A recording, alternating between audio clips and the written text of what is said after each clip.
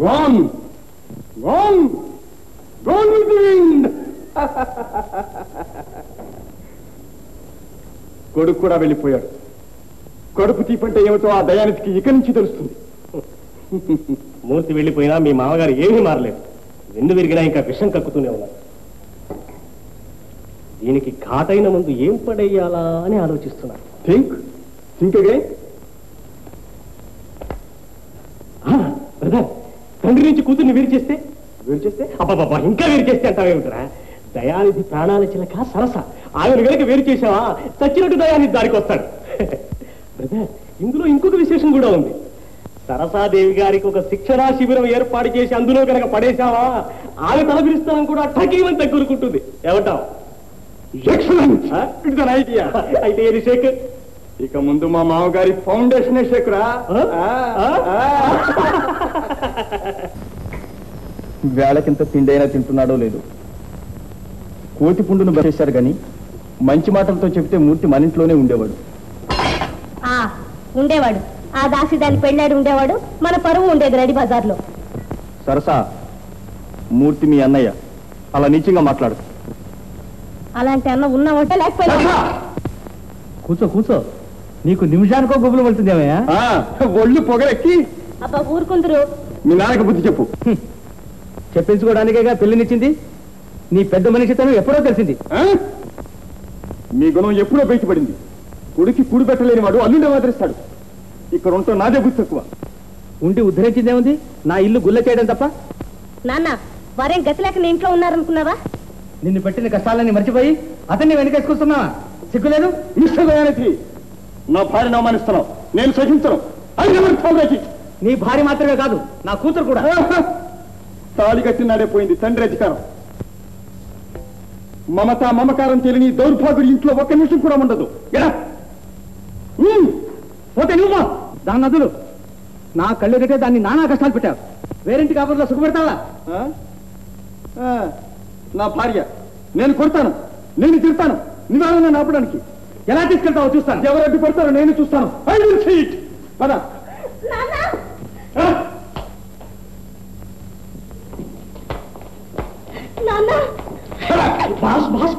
ఏమిటిది? జాగ్రత్త.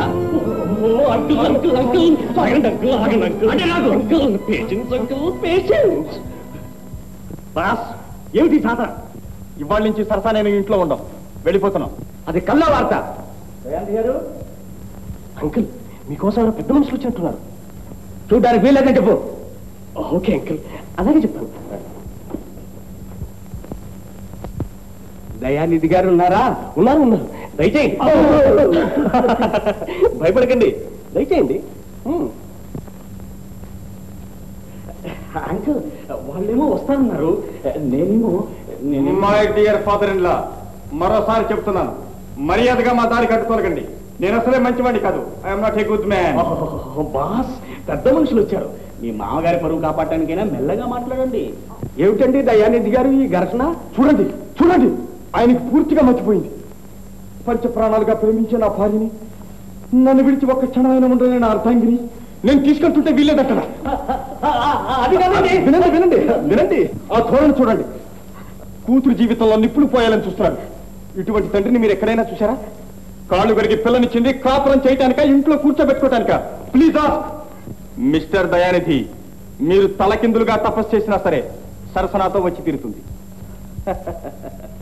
సరసన పెళ్ళాం, నా ఇల్లు, నా వాకిలి, నా సుఖం, నా దుఃఖం, నా భూమి, నా ఆకాశం, నా సర్వస్వం సరసే. అబద్ధం, ఇదంతా అబద్ధం. అబద్ధం? ఏది అబద్ధం? చెప్పు సరసా, నువ్వే చెప్పు. నువ్వు నా భార్యవు కదా, నేను నీ భర్తను కానా? మీరు పెద్ద మనుష్యుడు, నలుగురికి చెప్పలేచిన వారు. మీ అందరి ముందు నాకు ఈ భర్త అక్కర్లేదని చెప్పమానండి, వెళ్ళిపోతాను. ఈ ఇల్లు, ఈ ఊరు, ఈ దేశం విడిచిపెట్టి వెళ్ళిపోతాను. మళ్ళీ ఈ జీవితంలో నా ముఖం చూపించు. సరసా, సందేహించకు.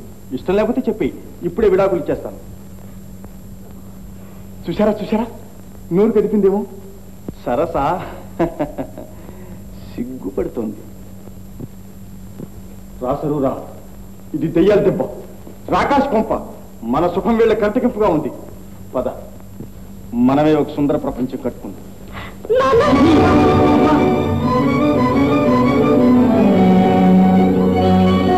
దయానిధి గారు భేష్, ఎంత మంచి అల్లుడండి.